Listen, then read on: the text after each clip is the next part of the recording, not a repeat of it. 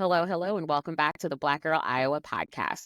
I'm your host, Emily, and this is going to be a really good interview for you guys today. This is a great episode, too, because today is Monday, November 4th. Tomorrow is Tuesday, November 5th, y'all. It is finally election day. Um, I know for myself, I actually went ahead and I voted last week because I had some time. So last Wednesday, I went down to the Polk County Auditor's office, waited for about 45 minutes, and then I went ahead and I voted. It was incredibly easy and definitely well worth the wait. I really don't feel like kind of being out in the street and voting on Tuesday just because it's going to be a lot going on. So, like I said, I decided to go ahead and vote early. I will tell you, though, I remember the feeling of voting for the Biden Harris ticket in 2020 and just being really excited that, oh my God, I just cast my ballot for the first female vice president. And that was huge. So, and I also remember back in 2008 when I voted for Barack Obama to vote for a Black man. Huge, right?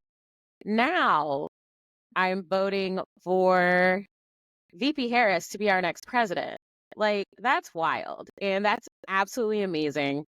Um, the fact that she is making history is incredibly important. And it really meant a lot to kind of cast that ballot. It didn't really hit me when I was drawing in the box, but it hit me when I got to the car. And I was like, wow, like I just did that. Like this really could happen. So I'm very excited. I will be doing a virtual call with my East Coast family as we kind of watch all the results. And I'll probably be texting all my friends and stuff like that too. Keeping my fingers crossed. And I just really hope that if you haven't done so already, get out there, vote for your future, vote for my future, etc. So, anyway, before we get into this week's episode and this week's interview, I want to go ahead and hit you with a Black Iowa fact. So, this one is actually coming from a book that I actually got at the library. It is called On the Ground: The Black Panther Party in Communities Across America. This book was edited by Judson L. Jeffries. And the reason why I picked this book up is because I was doing a little bit of research because I wanted to know more about the Black Panthers, not only like across the country, but also what was their presence here in Des Moines, in Iowa. So I went ahead and picked it up and I did find some information. So what we're going to do is we're going to go ahead and talk about the Good Park Rebellion. On July 4th, 1966, young African Americans assembled at Good Park, which at the time was located in Des Moines' largest Black neighborhood, and participated in a protest that lasted well into the night. Why the protest? Well, according to the Des Moines Register, the night prior, residents were upset at two policemen's rough handling of two youngsters that were at the park past closing time. Ultimately, police barricaded the part of 17th and University, and the neighborhood was at odds with local police. In response to this and other events, such as what happened at Katz Drugstore in 1948, the Des Moines chapter of the Black Panther Party was established in 1968. The party leveraged national acknowledgement for political and economic resources for the Black community in Des Moines, and found leadership among the Black community and support from whites in the area. Even though the group only lasted from February 1968 to January 1970, the organization had permanent and significant impact on Des Moines' economic, political, and social landscape, an impact that can only be understood within the larger context of Black history in Des Moines. So basically, what it really sounds like to me is there was a breaking point. And it's kind of weird, though, that for everything that had happened and some of the events that I had already talked about on this podcast for those Black Iowa facts, that it still took 2 years for the organization to really get up off the ground. But the thing that we have to remember is that it took people to see a need and actually do something about it, right? There were people that needed to find their voices in order to make a difference. And therefore, that's why we had the Black Panther Party here. That's why we've also had other social organizations that have come through and really been a support for the Black community here in Des Moines. one of the biggest ones I can really think of is the NAACP, which is actually a chapter that's not only represented here in Iowa, but it's also represented in Nebraska as well, because it's kind of like a dual partnership. So, with that being said, we are doing this episode with a fantastic woman. She is, well, you know what? I'm not going to say what she is, but just know we're talking about community involvement and civic engagement. So I'm going to go ahead and be quiet, run the interview, and then I will be back at the end for my final. All right, everyone. If you are local and connected in Des Moines, then you have seen today's guest around town. She is a council member at large for the city of West Des Moines. As a graduate of Drake University, she received her Bachelor of Arts degree in psychology and a master's in business administration. Her involvement in the community has led her to being a trustee for a host of boards, including Des Moines University, Dress for Success, and Delta Sigma Theta Sorority Incorporated. She has also received a number of achievements and honors, including an induction into the Iowa Women's Hall of Fame in 2014. Currently, she is serving as President and Chief Executive Officer of Lutheran Services of Iowa, which is one of the state's largest human services agencies, serving all 99 counties. So, ladies, gentlemen, and non-binary friends, I'd like to welcome Councilwoman Renee Hardman to the show. Renee, thank you so much for being here today. I really appreciate it. Thank you for having me, Emily. I truly appreciate the time that we have together and what we're going to do and what we're going to share in the next half hour or so. Thank you. Yes, absolutely. So I've seen you, kind of like what I said, I've seen you around town. So I've been back in Des Moines. I'm born and raised here, but I was raised for about 9 years. And I've seen you at different events kind of here and there. And I'm always like, who is this lady? But I knew that when I went to the Power Summit and I heard you speak at the panel for civic engagement, you were on my list of women that I'm like, I have to get her on the show. Because what I really loved about that panel was women reminding other women why your vote is important at every level. And then also how you engage. So showing up to those city council meetings, engaging with your local and state politicians. All of those things are important. Because I don't know if you had said it or someone else had said it, is that our taxes are paying for a lot of the things that are happening in this state. And we shouldn't have to pay for things that we don't want to take place. So I really appreciate you having that conversation and being someone that is very passionate about civic engagement and human services. But before we jump into that, I always want to ask, what is your experience here in Iowa? How did you get here? Yeah. Thank you for asking, Emily, because life is all about a journey. And my journey to Iowa was I came in 1979, sight unseen. I'd never visited Iowa before. I was accepted at Drake University, and I knew I wanted to go to a college that was outside of Chicago, but not so far away that if I wanted to, I could still come home in a day. So Iowa was it, and Drake was it. And so I came, and my mom dropped me off at Drake University. I had a mother that raised 3 daughters as a single parent. So it was really, really hard when I saw her drive away, knowing that I was her middle daughter. She's taken away to school and she's raised me all by herself. But yet she wanted me to achieve a dream that, she had not achieved, and that was to get a college education. And so I immersed myself in the life here of Des Moines. I loved Drake University. I had great experiences here, great education, great opportunity to be engaged and involved. And so after 4 years, I decided to stay. And I called home and said, I'm going to graduate, but I'm going to stay in Iowa. And not much to my mom's dismay, a little bit. She was proud of a decision that I had made. I told her I had a job in my field, and I wanted to make it on my own. And the rest is kind of history. There's been so many things that have happened from that decision. And I just decided to make Des Moines my second home and to immerse myself in everything that I could in Des Moines. I love that, because in so many conversations that I've had on this podcast and outside, I feel like that's usually what happens. A lot of people, they come here, it's their first time here. They Mhm. say, you know what, there has to be something else out there. And then they Mhm. love it and then they stay. My Mhm. dad came out here in 73. He went to Mhm. Simpson. He's been Yep. here ever since. Yeah. I had a conversation with Latoya Lewis. She Mm. is of Mahogany Doula Services. She's been here Mhm. since college. Audrey Mhm. Kinnis has been here since Yeah, I love college. her. I love Love her. Audrey. So Yeah, I love hearing that because in my travels, I always tell people that Iowa is like the best kept secret in the Midwest. I agree. And especially in like the city areas. So Mhm. not only Des Moines, but also like Cedar Yeah, Rapids and Iowa City, yeah. there is just such, it's a different vibe. It's a slower pace, but at the same Mhm. time, there's a lot of opportunity here that Right. I think a lot of people don't really realize. I couldn't agree with you more, Ebony. Is that when I look at my life, I look at all the opportunity that was available to me in Iowa. It's an easy city to navigate. Hmm. It's easy to get on boards. It's easy to serve on boards. It's easy to get involved in organizations. It's easy to get from point A to point B. And a lot of people say, well, what about all the cultural things? Well, I'm an hour away from Chicago if I want to go to Chicago.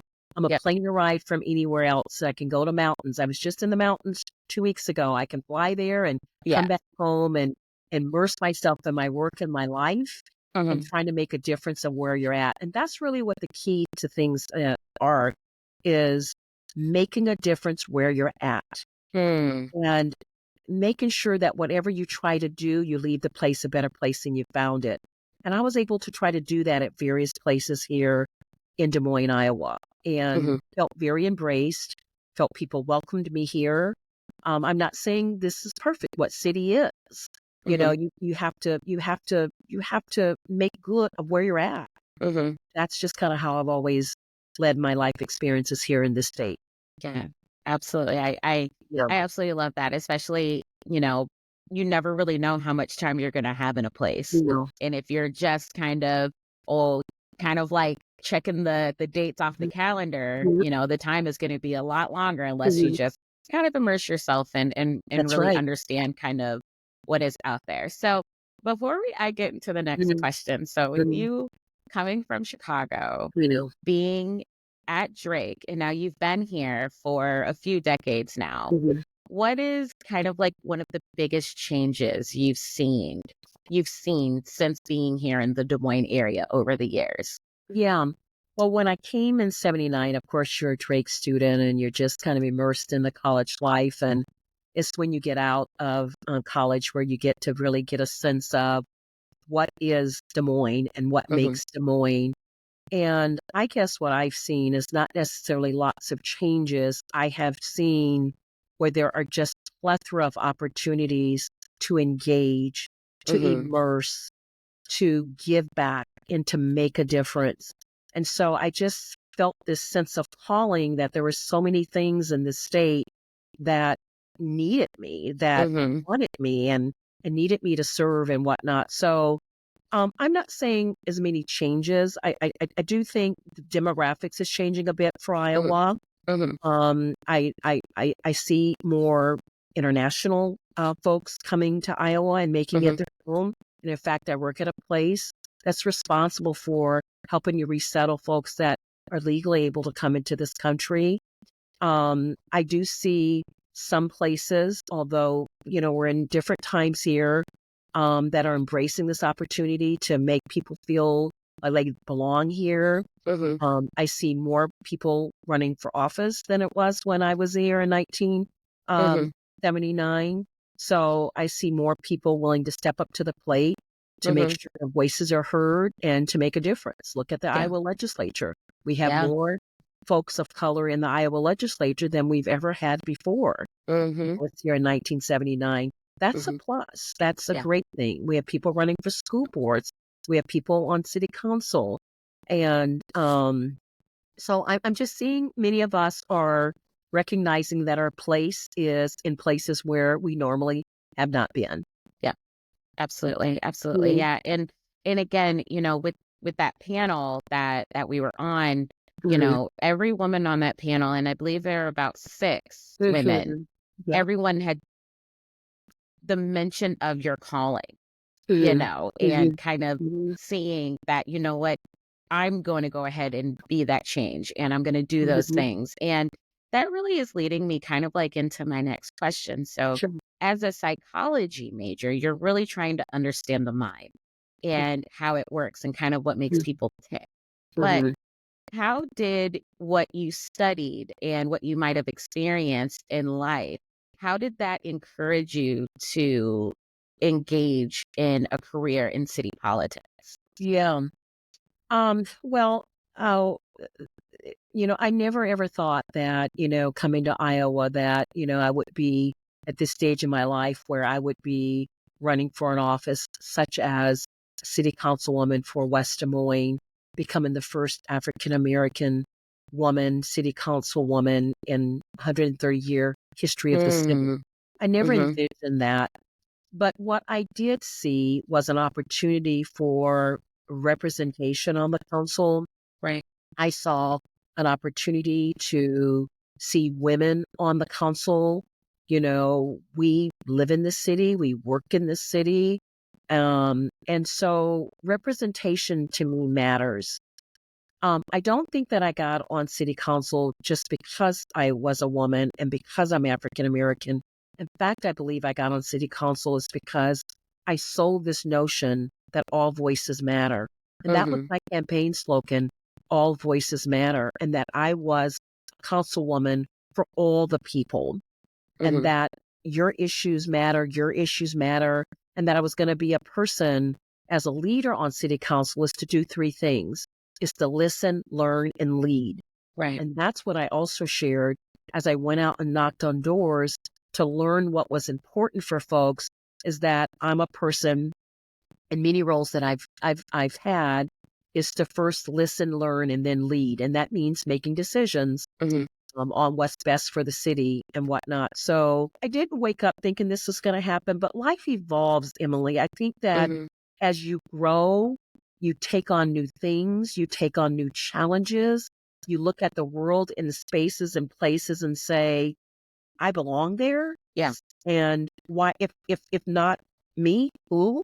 Mhm, And if it's not me, try to recommend other people. I've mhm, recommended women to run for West Des Moines School District, the Iowa House of Representatives. I was mhm, an encourager of someone that is now a Polk County treasurer. And mhm, so I have to also use my place and my influence to make sure others have that similar path to opportunity. Because it's right. not fun just being me and doing it by myself. It's better when others are uplifted and Mhm, doing the same things. Maybe it's different elected office, but it's a space and a place that needs representation. mhm, And so that's just kind of where I'm at in my life. I'm a bit older, mhm, and I just feel like this last legacy of my life is to be about being in places where we need more representation, but yet helping others get there as well. right. And, you really touched on something Mhm. that I feel like for a long time, at least for me, I Mhm. always felt like certain spaces, there was a certain level of gatekeeping happening, Yeah. and I don't know Mhm. if it's maybe because that was like an internal, like insecure Mhm. thing, which Mhm. it very Mhm. possibly could have been.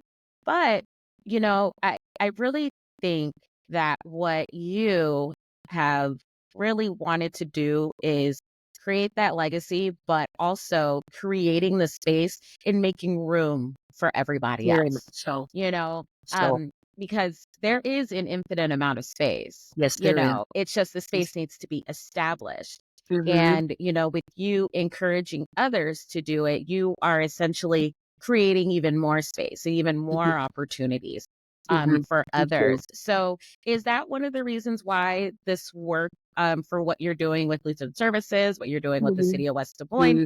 Mhm. even like, some of your speaking engagements Yeah. that I've heard you at, is Yeah. that why? Is that the like the primary reason for it being Mhm. really important to you is just kind of creating that space? That's a part of it, and it's a large part of it, but it's also augmented by this whole need of trying to work with marginalized communities. That's what I Mhm. do here at LSI. I work with people. We have a services for disabilities, adoptive care, foster care, immigrants, refugees, migrant youth. Mhm. And so I get up every day energized that at the end of the day, I ask myself, what have I done to advance the work that helps their lives be better? To Mhm. help their lives be better. I remember the most memorable experience that I've had since I've been here at LSI is going to the airport and watching a family come down that escalator Mhm. that had been in a refugee camp for probably 12 years. Oh my God. They got to be Okay. able to come over to the United States, Mhm. and there were 6 children and 2 adults, so a family of 8. Wow. My role here at LSI working with caseworkers were to make sure that they had a home and a bed to sleep in Mhm. for one of their kids when they got over to the United States, that they had food native to their country waiting Mhm. for them when they got off the airplane. And to witness that powerful exchange when they're coming down that escalator, touching their foot in the United States for the first time, Mhm. and to know that we are entrusted with their care for the first 90 days of their lives here, Mhm. it is so powerful. It is Mhm. so powerful and so humbling because you have to teach them everything. Mhm. How to, can you imagine going to a new country, not Mhm. knowing a soul and having to navigate where do you even get hair products? Where do you Yeah. even go to the grocery store? How do I enroll my kids in school? Where do I get Mhm. health care? Where do I find transportation? All of those things we get to do. So, Emily, I say that life, your journey in life, a lot of times you don't know where your journey is taking you, Mhm. but allow yourself to be open to the possibilities of where God might be steering you or where Mhm. your faith might be steering you. And you walk into those opportunities. I never thought I'd be the CEO of LSI, Mhm. 150 employees, 6 service lines serving 99 counties. Yeah. But my journey in life prepared me to embrace human services, to Mhm. embrace human life, and to embrace the human condition. Yeah. And what am I doing to make sure that someone else's life is easier because of Mhm. the work that we do? That's Mhm. what propels me. And on Mhm. city council, what prepares me is to be able to listen and to hear different perspectives and that they feel heard and that Mhm. I'm going to bring different perspectives to the table. Right. I know it's a team sport and I have a great team that I work with, but representation and hearing perspectives and advancing different perspectives matters. Mhm. Yeah, it definitely does. And hearing you speak about, that family coming here and, Mhm, you providing these resources. And it's not mhm. like, okay, 2 weeks, you figured it out, No, we're on to the next one. No, yeah. it's a 90-day commitment. And I'm pretty sure in a lot of cases, Hundreds and hundreds those of them. Yeah. exactly. So, and I think really kind of what that also is really making me think about is how we take a lot of those things for granted because you're absolutely Mhm, right. You never really know where you're going to go in life. Like, I thought that by now mhm, I would have been married for mhm, 15 years and had a couple of mhm, kids, had a nice house. That did mhm. not happen.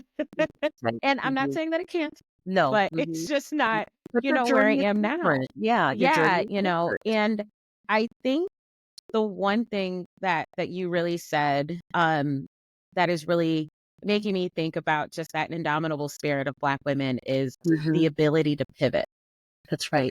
and always having to kind of move, in a way that's going to Mhm, be beneficial to mhm, you. mhm, And especially when you are so involved with people. So mhm, my question though to you, Renee, is everything that you are doing is wonderful. mhm. And Brandy Miller was on the show, Mhm. and Love about them. Black women for healthy living. And she Mhm, said that, for a very long time, Black women really weren't able to kind of take a deep, mhm, because we're mhm, always going, where we're mhm, helping here, we're helping there, we get home, take our shoes off, oh, someone calls, oh, we got to get up and go back out again. So mhm, the one thing I do want to ask, because you mhm, are a woman that is so interconnected, is Do you feel extra pressure as a woman that is not only on city council for West Des Mhm. Moines, but you also, um, are the president and CEO of Lutheran Mhm. Services. You're Mhm. also a faithful member of your Mhm. sorority. And I see you all over town. Do you ever feel like extra pressure? And if you do, what do you do to kind of alleviate pressure? Yeah. That's a really good question, Emily, and it's allowing me to pause and really think. And I will answer your question by saying that for every new thing that I embark upon, sometimes I'm the first and the only.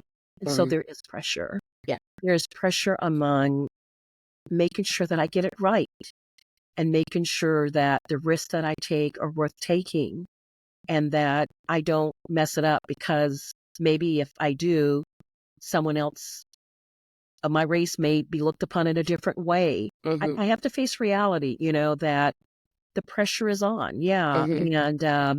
But it's also some good things as well, because people do welcome change and people do welcome opportunities and different voices and whatnot. So that's been a good part of my journey too.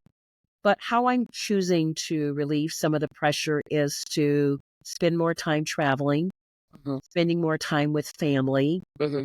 and reading good books that fuel my spirit, Yeah. and really being around people, Emily, that gives me good energy. Hmm. And we used to say that people are energy, and there's good energy and not so good energy. And so I have a very discerning spirit. And so, I choose to really try to make sure that the people that are in my bubble and my space, I think Michelle Obama called it kitchen table. I say my Yeah. bubble has energy that, is there and lifts me up at times where I'm having my dark moments. And I certainly Hmm. have had those. So I think it's more travel. And I've been doing some of that lately, is spending time with my family, Hmm. just reading good books. Hmm. I do need to do some more other things like exercising and eating better and all of that. And Yeah. then to come, Yes. I do try to find outlets to relieve some of the Hmm. pressure, but there is pressure. But that propels me to do better. That Yes. propels me to engage more and to be on my A game. So Hmm. that pressure sometimes helps me try to be the best that I can be. I'm not Hmm. perfect. I have had some, failures and disappointments, but Hmm. we're imperfect human beings living in an imperfect world, and Yeah. perfection is not something that anyone has. So Yeah. Yeah. Yeah. do the And best you can. yeah, and I really appreciate you saying that, in that, you know, we're not always gonna get it right, but even Mhm. when, we do feel the pressure, you Mhm. just kind of keep going to be Yeah. better, Yeah. Yeah. and I and it's frustrating that, you know, the one thing that we could potentially do, could be seen as incredibly detrimental because of the color Mhm. of our skin. I know I Mhm. face that in almost every career path Yeah. I've been on Yes. up Yeah. till this point. But Yeah. I think what a, what it's really taking me to kind of realize is that that one mistake is really just going to have, just that greatest outcome Mhm. possible. Mhm. That's right. And also, just reminding yourself that you deserve a break. You can, Mhm. and I love the fact that you travel. Yeah. Because you Yes. said you were just in New York Yeah, I recently, just got back correct? from New York with a trip from with some Drake alumni that I Hmm. graduated with. It's called the Black Student Organization, and you need to be a Love part of that. that because you're going to be going to Drake.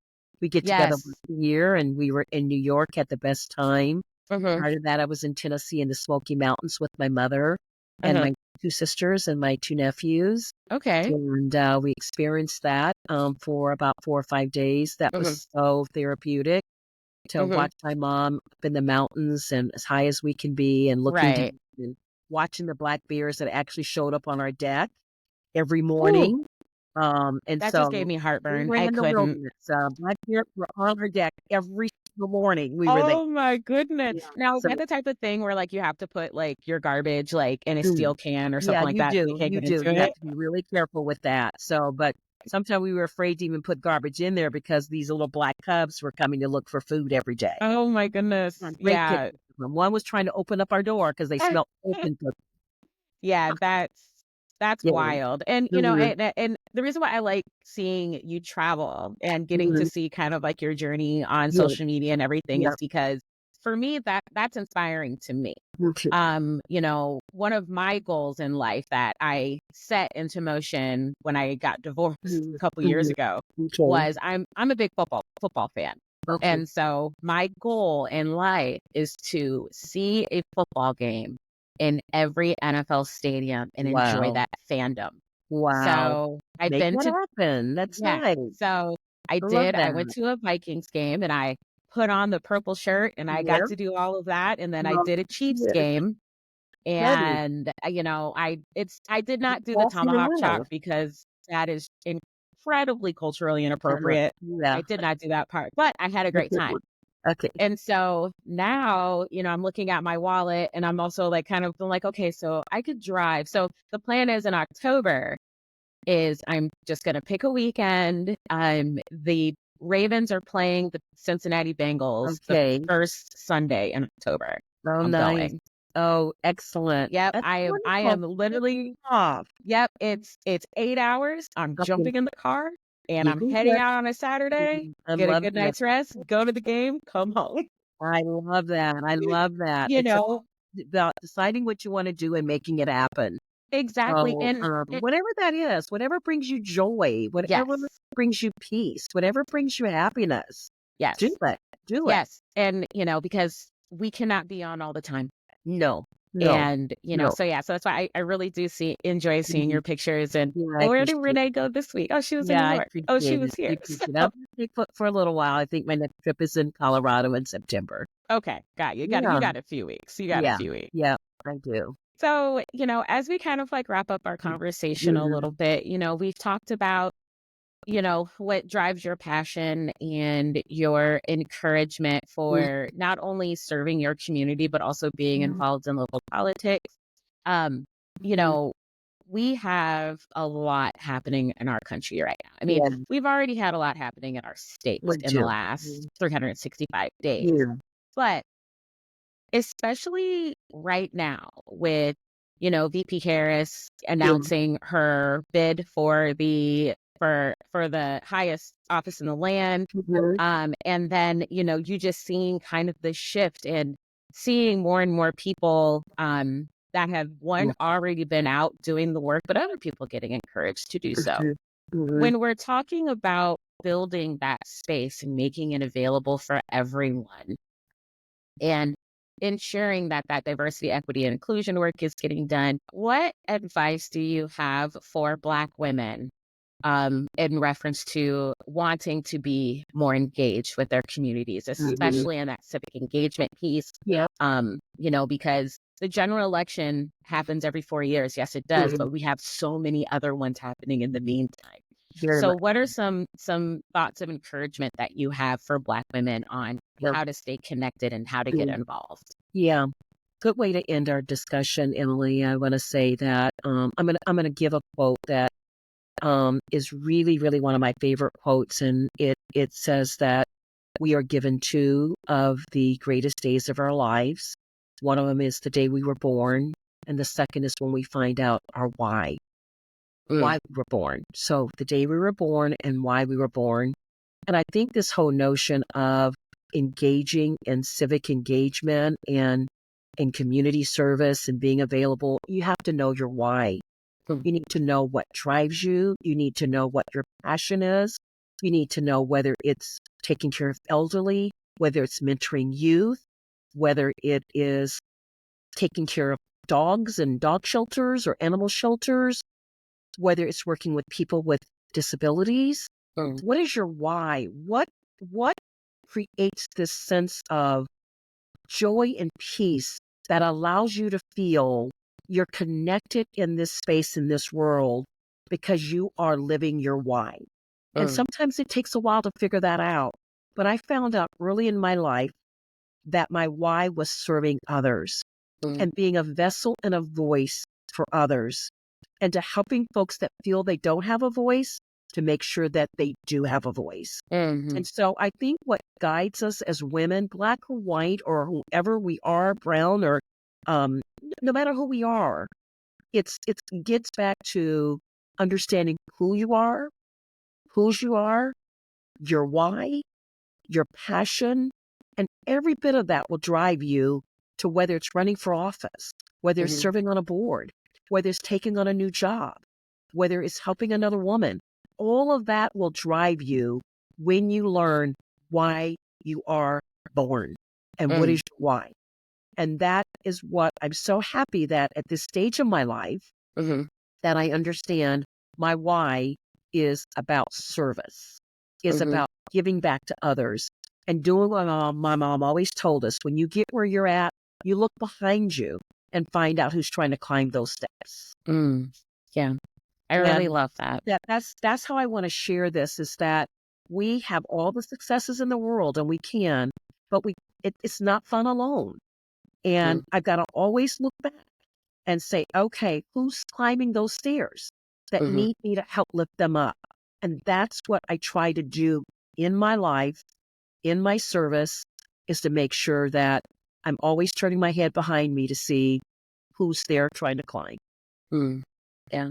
I Mhm, love that. And finding your why, mhm, I think I think is really important because mhm, I'm just kind of thinking back on my own experience. mhm, And mhm, for a long time I thought my why was to be the perfect wife. mhm. And it's so It's much bigger bigger than that. than that for It's bigger than me. that, Emily. It's bigger Yeah, than that.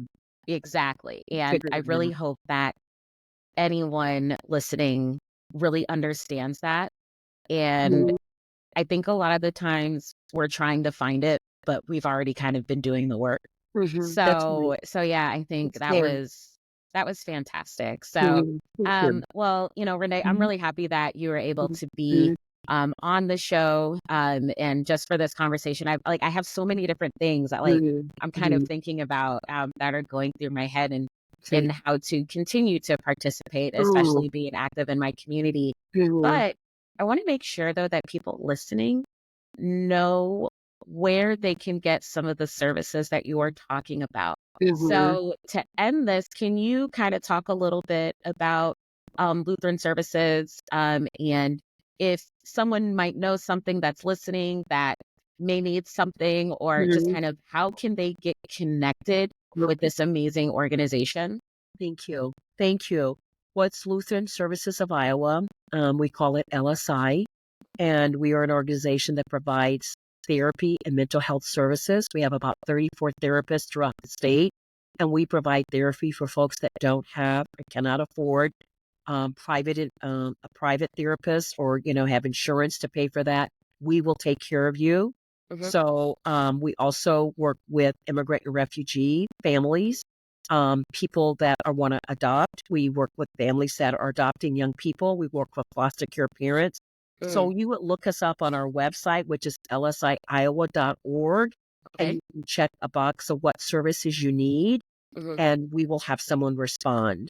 But one of the things I do want to lift up is that mental health services is a big part of what we do. Hmm. And we are looking to make sure that people understand it's a place where they can get um, compassionate care from these phenomenal therapists at very low costs. And so Okay. we are here to provide a service for folks that can't afford to go anywhere else. Okay, wonderful. And I Yeah. will be sure to have all that information in the show notes. Okay. I am a huge proponent of mental health, Yeah. healthcare, and just making sure that everyone has someone that they can talk Mhm. to. So I Mhm. really do appreciate that and all Thank that you do. you. So again, Renee, thank you so much for being on the show. So Okay, you thank guys, you. I will go ahead. We'll take a short break and I'll be right back with the reflection. A big thank you to Councilwoman Renee Hardman. Thank you so much for being a part of the show. I really think that with where we are right now in this political landscape that we're in, with the presidential election being tomorrow, we also have a representative from basically Iowa's House of Representative. We have those seats that are up for grabs. There are a lot of local seats that are up for grabs as well, whether it be a local congressperson or even some local circuit judges that we have. It's just so important to really be involved in your community and really understand what is happening. And also to understand that what is happening in your community can and will have a direct impact on you. I really appreciate that Councilwoman Hardman, what she really did was she not only spoke about the need to have representation, but to understand that she wanted to be that person. So a couple of things that I really took away from this interview is first and foremost, your journey of life, right? Um, as you guys know, I always ask people that are not from Des Moines, what brought you here? Because I feel like Des Moines is just such like a small niche place. And so when I see that people come here and then they stay here, I'm always wondering kind of what was that reason to stay. And I really love how she really created community, but then she also kind of embraced everything, right? And she also knew that with her being involved in civic engagement and being involved with her local community, the importance of representation and bringing people along with her. She really is not that type to gatekeep. She wants people to come along. And I really loved how she says, I've recommended women to run for their own city council in their own cities or even school board or district representatives and things like that. And that is just so important because I feel like a lot of the times what kind of happens is because you may think that like you're detached, you're actually more connected than you think you are, which I thought that was something that was really awesome. But also the quote that she said, my journey in life prepared me to embrace human services, to embrace human life, and to embrace the human condition. To understand that we all go through things and that we all need help understanding what it is that we go through. And we're never really going through something alone, I thought was just kind of like a little bit of a mind blown moment for me. But in addition to that, though, it has to be like really heavy to have that on you. And so her talking about pressure, I thought was really important. And just ensuring that, that she's around people that are giving her that good energy, but also just to know when you need to take a break and you can't do it all, I thought was really important. I feel like where I am in my life right now, I'm having to have people tell me that more often than not. And it is because like I'm going through a lot and I'm doing a lot right now, to work a full-time job, to be in grad school, and to also like be an active member of my community. Um, I also have a part-time job too, so I actually have two jobs. But then also to say, you know what, I want to create a space and I want to create a podcast. That's a lot. And I feel like there are often a lot of times where I will almost like burn myself out because I haven't like reached out and asked for help. And that has hurt me more than it has helped me. So just to understand, like to take breaks. And that's why I loved how she talks about how she likes to travel. She likes to read good books, which is something I'm very excited to do when I am done with this damn grad program, is to go back and read for leisure. I miss doing that. I don't even know the last book that I read just for my own entertainment and enjoyment. But even the travels piece was really good.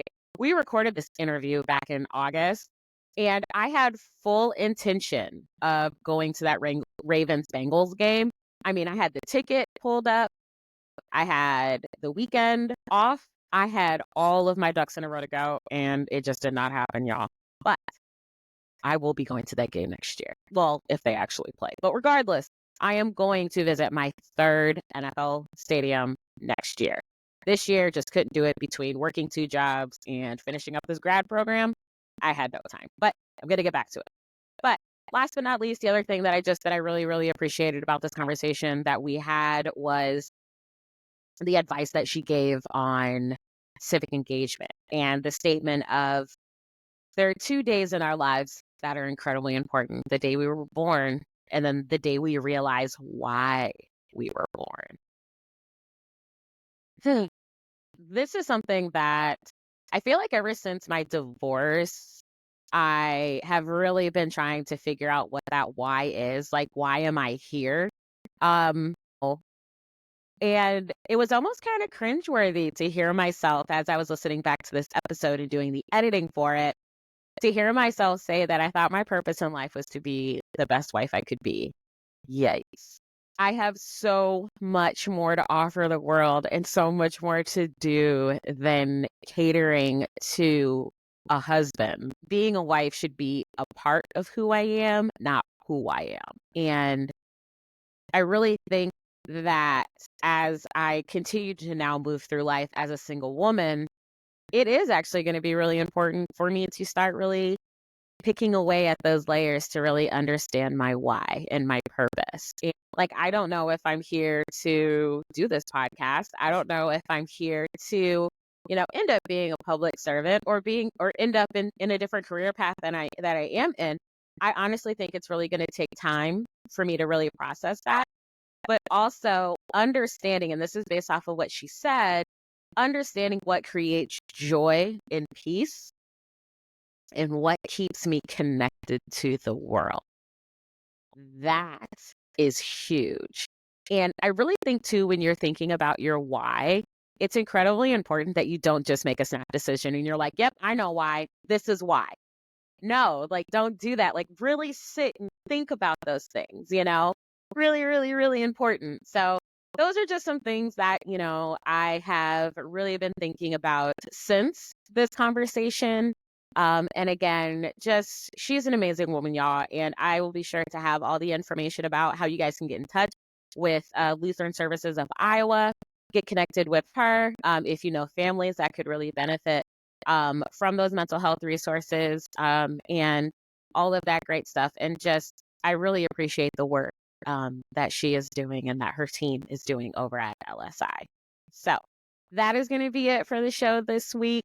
And before I end, I have something that I really, really want people to understand and kind of know. So, I mentioned at the beginning of this podcast that, the election is tomorrow and that we're all going to be on the edge of our seats to figure out what direction our country is going to go in over the next 4 years. And I specifically want to speak to Black women right now. And that is this. I said in an earlier podcast that after VP Harris was named and accepted that Democratic nomination to run for president over the summer, that this is going to be a trying time for us because we're going to be actively seeing what it's like for people that don't want to say what they want to say, but basically they'll come up with every way, shape, and form to say that she's not fit to run. And these next couple of days are going to be rough. It was really important in 2020 for me to really protect myself and to protect my peace during those times. And so to the Black women listening to this podcast, please, please, please, over the next couple of days, take care of yourselves. If you need to turn off social media, if you need to disengage with people who are spewing hateful and harmful rhetoric, if you need to just give yourself time to zone out and just read a book and chill and do whatever, please go ahead and do that. This election really has been a whirlwind. It hasn't been anything that any of us thought was going to happen. But I really feel like, once again, this is going to be a time where Black women, we have to protect ourselves. We have to protect ourselves in our physical form, in our emotional form, and in our mental form. So please make sure you're doing that. I know for myself, on Tuesday, I have to go to work, but Wednesday is a work from home day for me. And I am keeping it very, very cute. And I also have therapy on Wednesday.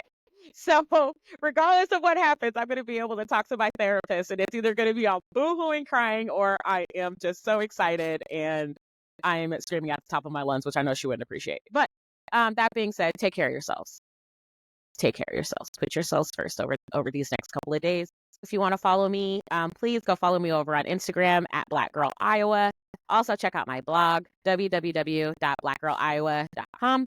I have not posted a new blog recently, but I'm definitely have a few different pieces up in the works.